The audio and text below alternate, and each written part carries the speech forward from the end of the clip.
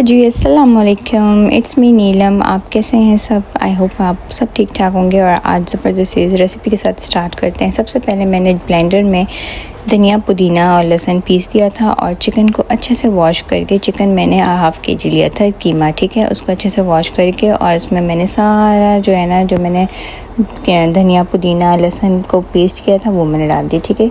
उसके बाद मैं डालूँगी 1 टेबल स्पून भर के बेसन डालने के बाद इसको अच्छे से हम मिक्स कर लेंगे। आप चाहें तो मिक्सी में भी कर सकते हैं, but I am making from my hand, okay, I am making from my hand.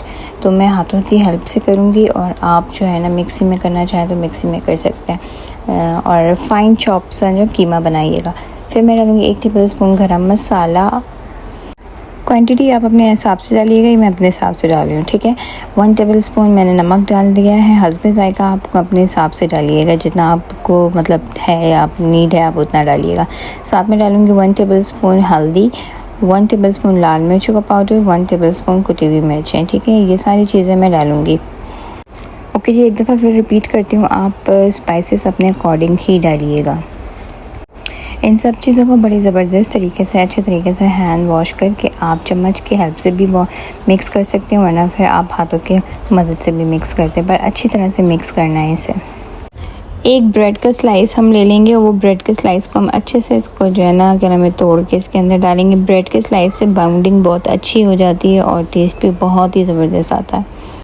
अब इन सब चीज़ों को अच्छे से मिक्स कर लेंगे। मिक्स करने के बाद इसको हम एक गोल बना देंगे। गोल अपनी हथेलियों की हेल्प से आप ऑयल लगा लें, कुछ भी कर लें, ऑयल लगाने की ज़रूरत भी नहीं पड़ेगी, बहुत ज़बरदस्त बन जाता है ये।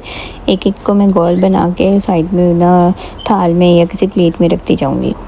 ओके जी, उसके बाद हमने एक पैन ले लिया था, उसमें ऑयल डाल दिया और उसको ऑयल को गर्म करके इसको हम एक जो है ना डालेंगे और जब तक ये नीचे से थोड़ा सा पक ना जाए तब तक इसको टर्न नहीं करिएगा, ठीक है। जिस तरह मैं टर्न कर रही हूँ, ये देखिए मैं टर्न कर रही हूँ, चिपक रहा है ना, इस तरह नहीं होगा।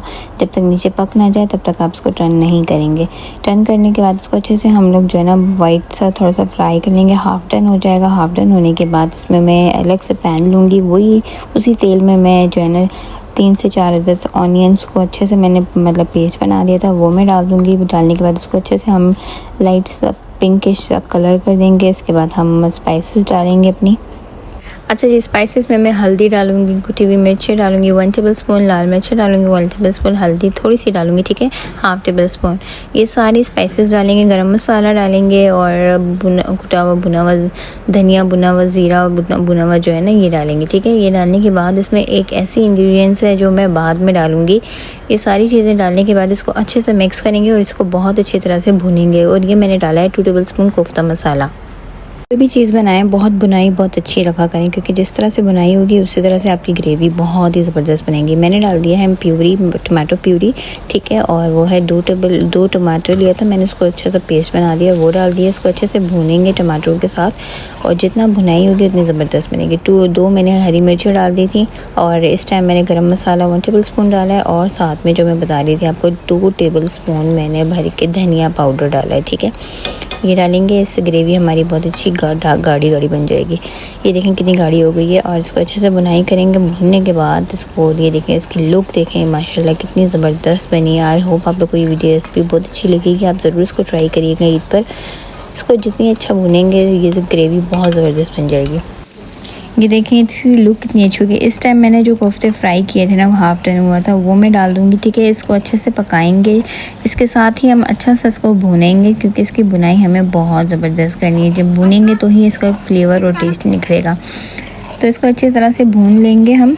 अगर आप मटन में बनाना चाहते हैं ये रेसिपी, तो as it is same procedure को फॉलो करें और मटन में भी बना सकते हैं। और उसके साथ में चिकन में तो बना के आपको बता ही रही हूँ, बीफ में भी इंशाल्लाह एज़ सून एज़ पॉसिबल मैं बना लूँगी। अगर आप लोग को ये वीडियो अच्छी लगेगी तो मुझे ज़रूर बताइएगा।